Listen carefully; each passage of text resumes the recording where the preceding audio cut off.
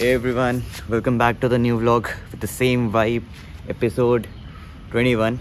If you remember from my last vlog, मैंने कहा था कि मेरा एक पैकेज आया है from Amazon जो मैंने ऑर्डर किया था. Let's unbox it and I don't think कि ज़्यादा लोग गेस कर पाए थे क्योंकि काफ़ी अनप्रेडिक्टेबल था क्योंकि मैंने ज़्यादा क्लूज़ नहीं दिए थे. So open it. वाह, इतने बड़े बैग में बस इतने सारे. It is a OnePlus watch. Watch मंगाने का रीज़न बेसिकली यही था कि यार मेरे को अपना फिटनेस थोड़ा सा ज़्यादा ट्रैक करना था और the me choosing OnePlus watch was क्योंकि मेरे पास ना लास्ट में सैमसंग की S Gear 3 थी तो उसकी बैटरी बैकअप यार 2 दिन था. चार्ज करना वो झंझट था मतलब उसको. तो इसकी बेस्ट पार्ट ये है, one of the biggest advantages कि इसका जो बैटरी लाइफ है it is of 12 days. That's why मैंने ये ऑर्डर किया ताकि अब मैं अपने फुट स्टेप्स ईजिली ट्रैक कर सकूँ क्योंकि फ़ोन पे हो नहीं पाता था. Nice nice nice.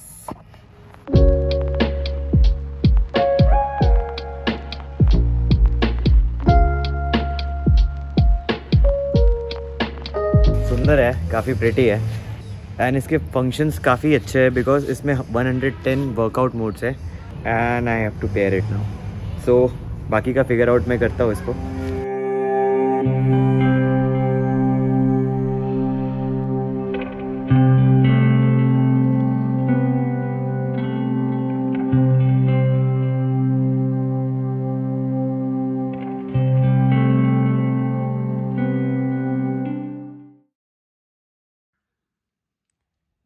Finally I am going to home right now because गोरे की बहन की शादी थी.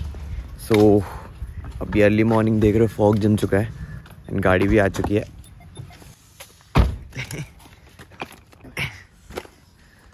चलिए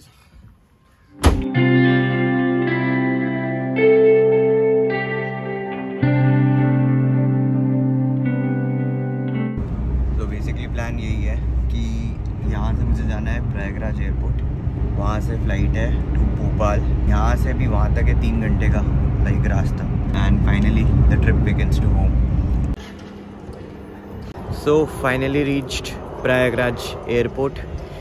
मैं तो अभी सो गया था यार काफ़ी कि रात को ज़्यादा सो नहीं पाया था बट अभी यही है and I will go and check in. Okay, so fun fact about Prayagraj airport कि हम लोग यहाँ पे ना रोज़ ऑन द डेली बेसिस आके अप्रोचेस करते हैं, लैंड करते हैं या ओवरफ्लाई करके भी जाते हैं.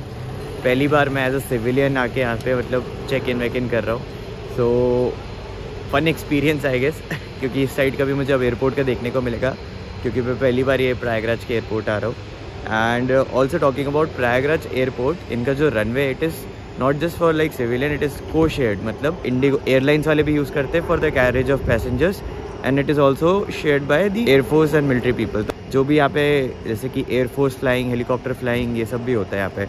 तो जब भी हम लोग जैसे कि फ़्लाई करने आते हैं फुर्सत से या ट्रांसिट करते हैं तो यूजुअली ये लोग हमको 25 नॉटिकल माइल्स अपने एयर स्पेस से बियॉन्ड रखते हैं क्योंकि इनकी मिलिट्री फ्लाइंग चल रही होती है.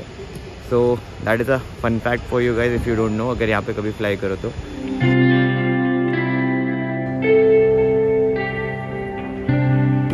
जब मैं यहाँ पे स्टूडेंट था इग्रोआ में, during my training phase there is a profile known as 300 nautical mile. उसमें क्या करना होता है ना, you have to land at 2 different places. तो एक मैंने लैंड किया था खजुराहो और एक मैंने लैंड किया था यहीं पे इलाहाबाद. सो उस टाइम ये सब टर्मिनल बिल्डिंग ये सब बनी नहीं थी उस टाइम. मतलब it is like 4 years back. तो अभी ये रिसेंटली चालू है गेस 1-2 साल ही हुआ है ये एयरलाइन वाला सिस्टम यहाँ पे.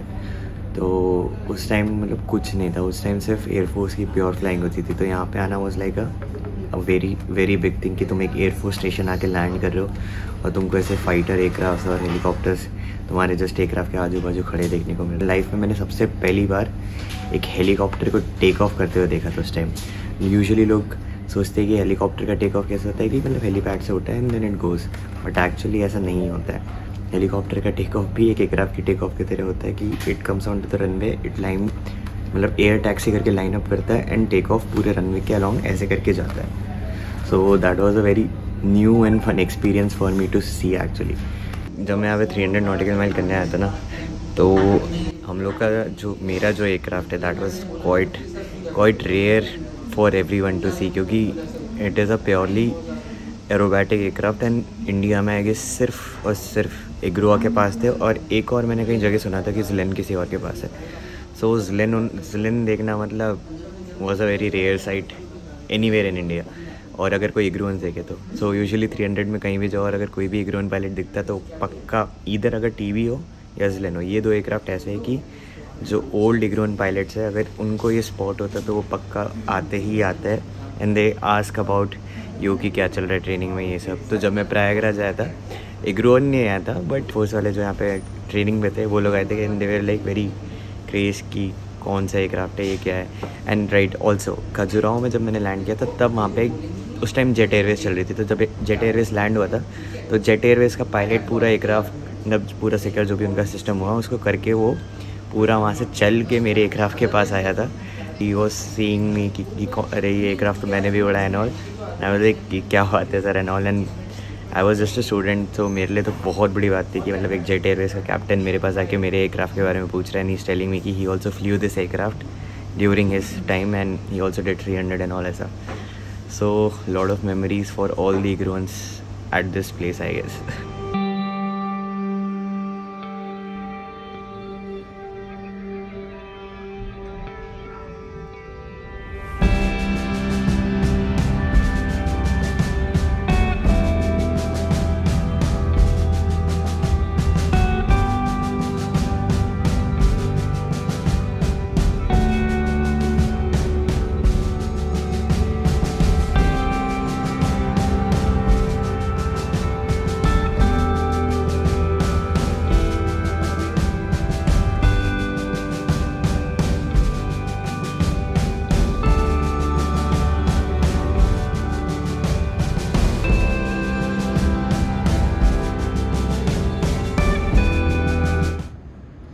So, time for the question of the day. After CPL, why did I choose to become an instructor instead of going to an airline? Was it my passion or anything else? So, मुझे question सिर्फ इसी ने नहीं, काफ़ी दो लोग और लोग ने पूछा एंड इंस्टाग्राम में भी आया। Honestly if I answer this, देखो जब भी आई थिंक जो भी फ्लाइंग स्कूल ज्वाइन करता है या फ्लाइंग के लिए ट्रेनिंग के लिए आता है, सबकी आई गेस यही ड्रीम होती है कि they want to go in airline, and मेरी भी यही ड्रीम थी कि मुझे भी एयरलाइन जाना था। But as I grew up, 2 साल हुआ, मैंने चीज़ें देखी, मैंने फ्लाई किया, तो I really grew passion for flying. और फिर मेरे को पता चला कि जैसे एयरलाइन में ना ऑटोमेशन बहुत ज़्यादा है, देन प्रोसीजर्स चेक्स ज़्यादा है, and flying on the edge in the real flying where you control the fully aircraft थोड़ा सा on the less side है, no offense, but and by the guidance of my instructors जो मेरे थे, मुझे पता चला कि यार इंस्ट्रक्टर लाइफ मतलब बहुत ज़्यादा फ़न होगी मेरे लिए, और as in my personal choice, ज़रूरी नहीं है, दूसरों का भी ओपिनियन अलग हो सकता है। एट दैट टाइम 3 साल आई गेस 3 साल पहले, and I was very young जब मेरा कोर्स ख़त्म हुआ था। I was like 20 years of age and 21 I guess, तो तब मेरे 20-21 था। एंड आई वाज लाइक यार अभी तो मैं बहुत यंग हूँ यार, अभी से एयरलाइन जाके क्यों ऐसे इतना ऑटोमेशन लाइफ में एक रूटीन में फंसना है, वाई नॉट अभी जाके मैं कुछ फ्लाइंग करूँ, चिल करूँ, इन्जॉय करूँ। And I really didn't think उस टाइम पे कि मैं भी डिज़र्विंग हूँ एयरलाइन पे जाने के लिए। दैट्स वाई आई थॉट कि नहीं, अभी I will gain experience here, I will have fun, I will do flying. And जैसे जैसे मैंने चीज़ें करी तो मुझे काफ़ी चीज़ें पता चली कि इंस्ट्रक्टर होने के काफ़ी ज़्यादा बेनिफिट्स है, जो मैं एग्जैक्टली इस व्लॉग में नहीं बता सकता because it will be a very big vlog then. And talking about the time right now, do I regret the decision of becoming an instructor? Definitely not, because you know कैसे corona आया, कैसे how it fucked up the airline people and कैसे उनकी salary कटी। But हमारे यहाँ ऐसा कुछ नहीं हुआ, टचवुड। एंड मेरी फ्लाइंग प्रोग्रेशन बहुत ज़्यादा अच्छी हुई।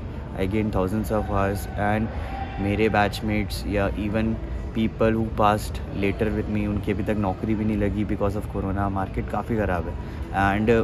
एंड जिन लोगों की नौकरी लगी भी, उनका ऐसा नहीं कि उनकी इमीडिएटली ज्वाइनिंग होगी, they had to wait for like 1.5 years after completing their course and joining कि अब उनकी नौकरी लगी। एंड अभी भी कुछ लोग हैं जो इतने टाइम से वेट कर रहे हैं। सो इट्स लाइक मैं भी वेट कर रहा होता अगर आज मैं एयरलाइन में होता, या तो क्योंकि मेरा कोई फैमिली बैकग्राउंड या कोई जुगाड़ नहीं था, दैट्स वाई या। And I have now thousands of hours where I'm applying for ATPL right now. So pretty much you can weigh it down. No, there are huge fucking benefits of becoming an instructor if you have age with you. And abhi market वैसी खराब है, so it's like you got to take a risk. That was my ideology of becoming an instructor, and in some other video I'll definitely cover all the pros and cons of being an instructor, जो कि बहुत ज़्यादा है मेरे according. So yeah, I hope I answered your question.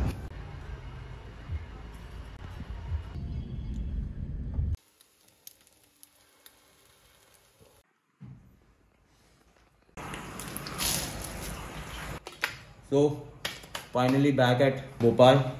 आते ही मैंने फटाक से अपना प्री वर्कआउट मील बनवाया दीदी से, एंड एक प्री वर्कआउट ड्रिंक. एंड जो मैं पहले वाले जिम गया था मैं वहाँ नहीं जा रहा क्योंकि गोरा आ नहीं रहा, because it was very far. तो मैंने अभी एक घर के पास भी जिम है, उनसे बात करी तो उन्होंने मुझे चीप में ही बोला.